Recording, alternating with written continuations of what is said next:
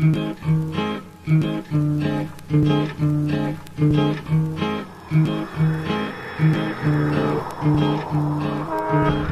morning, welcome to JDcars and welcome to a bit of an unexpected video because my dad's took his Tiguan in for a service, which means we've been given sort of like a loan car or a courtesy car, whatever you call it, and the courtesy car in question is that VW Polo, and I've actually been wanting to film one of these since they came out, so it's a pretty good opportunity to get not behind the wheel because I can't drive, but take a look around one. So let's get into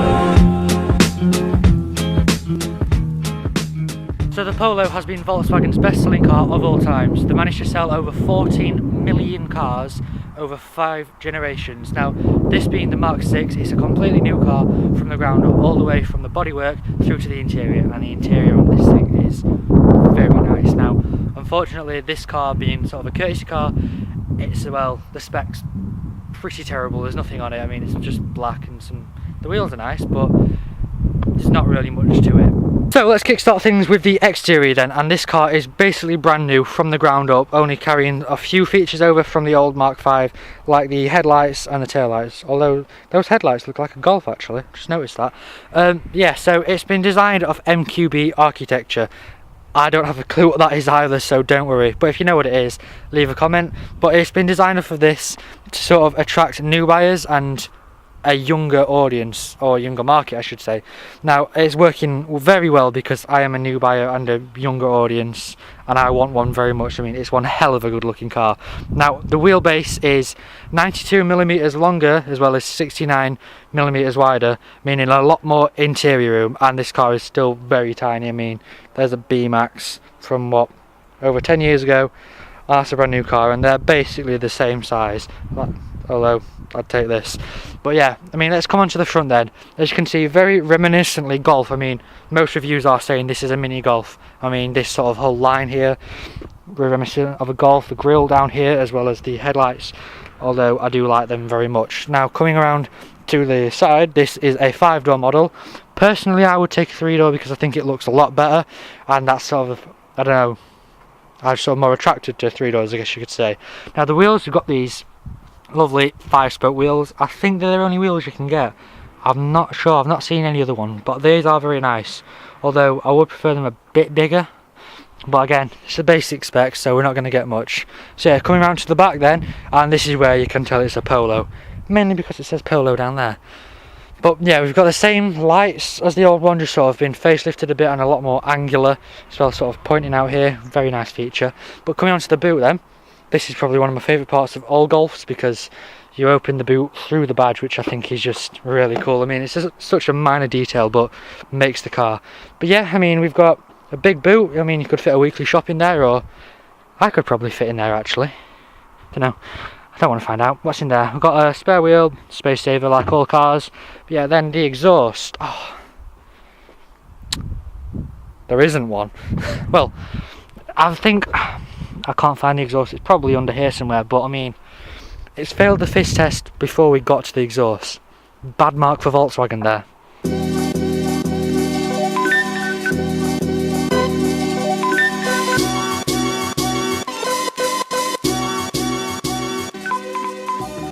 So then let's move on to the interior, and it is a very nice interior. So pop the wide angle lens on, which is very fastly becoming my favourite lens, so I will be doing a video on that very shortly. But yeah, come in and we're immediately greeted with this very nice, quite luxurious interior I'd say, although it is quite plasticky, but it is a Super Mini and it's £14,000, so you can't expect anything else. But yeah, greeted with this rather nice steering wheel which has been pulled straight off a Golf, which is nothing wrong. I mean, it's a nice steering wheel and it does the job, so there's not really anything to complain about.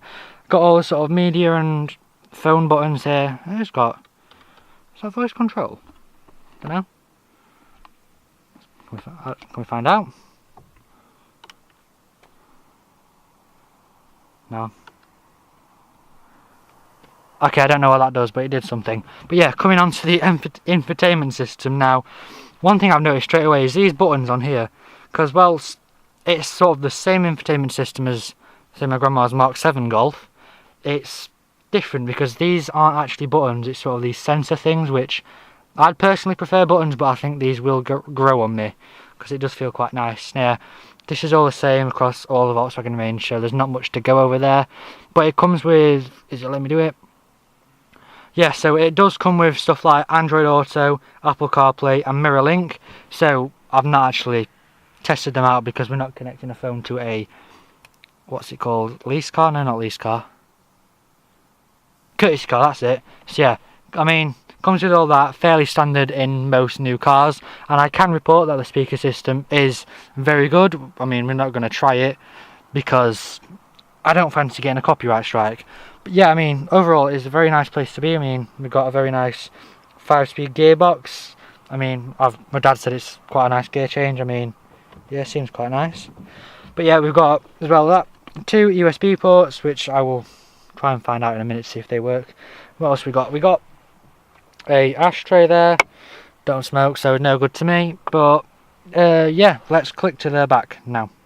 So we are in the back, and there's not much room in here at all. I mean, it is only a Super Mini, so you can't expect much more. But I mean, the seats are really comfy back here, and yeah, other than that, I wouldn't fancy doing a long car journey in the back of here. One complaint I do have though is the boot can't be accessed from the back seat like it can in most Volkswagens. I mean, I don't know, is it like that in the old Polo? I don't know, probably, but I know it's like that in the Golf and the Tiguan. So, shame that it can't be accessed from this, but what are you going to do? Other than that, it's very nice, quite a lot of headroom. I mean, I'm 6 foot and I'd fit. But yeah, other than that, very nice place to be.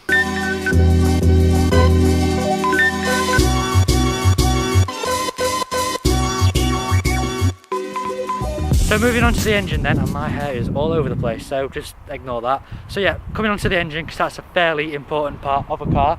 Now, Volkswagen are expecting roughly 75% of all buyers to go for the 1 litre 3-cylinder TSI petrol engine, which is what we've got. Now that comes in 2 variants, a 94 brake horsepower model or a 113 horsepower model, this one being the 94 brake, I believe, and it's actually pretty quick for a 3-cylinder, so nothing to complain at there. Now that comes with either the 5-speed manual, which is what we get in the 94 brake one, or a 6-speed manual, which you get in the 113 brake one. Now it is limited to around 129 pound-foot of torque for a reason which, I'll be honest, I don't know, but it is. Oh god, yeah, that's not a good look at all, is it? But yeah, as well as that, Volkswagen are offering a 1.6 diesel, which I don't think anyone will buy, because why would you want a diesel petrol? That's the thing. Why would you want a diesel Polo? You wouldn't. So get the 113 brake 1 litre. That's what I'd go for. So what do I think of the car overall then? I think it is one hell of a good car. I mean, it's very good looking. I wouldn't get a black one, I would get an orange one because they look mega, and you get like the orange panels inside. Anyway, yeah. Now, what I take it over its rivals? Now, to me, this car's main rivals are the new Fiesta, which I've experienced and I like a lot, and the Seat Ibiza, which is underneath the exact same car as this. Although I think the Seat looks better if you spec it right. But I mean, would I take it over the rivals? I would probably... I'd actually go for the Seat at the minute.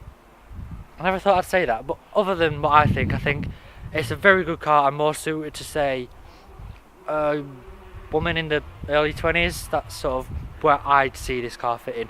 But yeah, I mean, it's a great little car to drive and great little runabout. I mean, we've been driving it around all day and I like it. I mean, I really do like this car, and I can see why Volkswagen are still making it after 5 generations. So yeah, let me know your thoughts on this car down below, and if you enjoyed this video, drop a like, leave a comment, subscribe if you're new, and I'll see you next time.